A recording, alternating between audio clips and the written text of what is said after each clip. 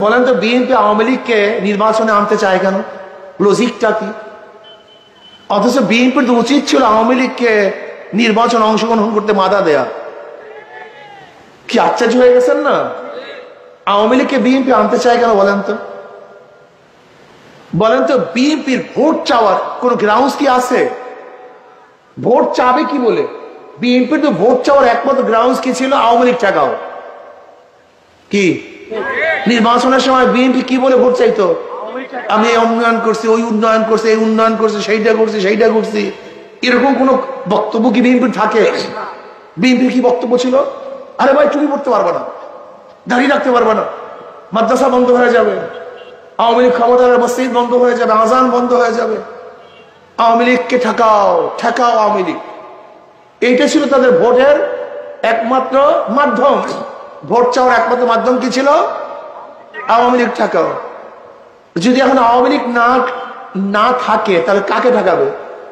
BNP নিজেই তো ঠেকে যাবে। মানুষ তো বিএনপিকে ঠেকাইয়া দেবে। বুঝতে পারি নেই, এদের মাথা খারাপ হয়ে গেছে। যদি আওয়ামী লীগ নির্বাচনে অংশগ্রহণ না করাতে বিএনপিকে ভোট দেবে কেন মানুষ? আমাকে যুক্তি দেন। এর জন্য বিএনপি চায় যে আওয়ামী লীগ আসুক, ঠেকায় আমরা ভোট গ্রহণ করব। আপনি ভুল করতেছেন।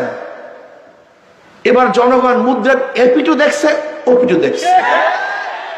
এবার আওয়ামী লীগকে ঠেকাবার জন্য আপনাকে ভোট দেবে না, বরং দুটোটাকে ঠেকাই ইসলামের পক্ষে ভোট দেবে। হাত পাখা ভোট দেবে মানুষ। মানুষ মুক্তি চায়, শান্তি চায়, আর রক্ত দিতে চায় না, আর জীবনকে বিসর্জন করতে চায় না, আর আন্দোলন করতে চায় না। কত আন্দোলন করবে, কত সংগ্রাম করবে, কত রক্ত দিবে, কত মায়ের কোল খালি করবে, কত আমার বোনকে বিধবা করবে, কত বাচ্চাদের এতিম করবে। মানুষ আর চায় না আন্দোলন করতে।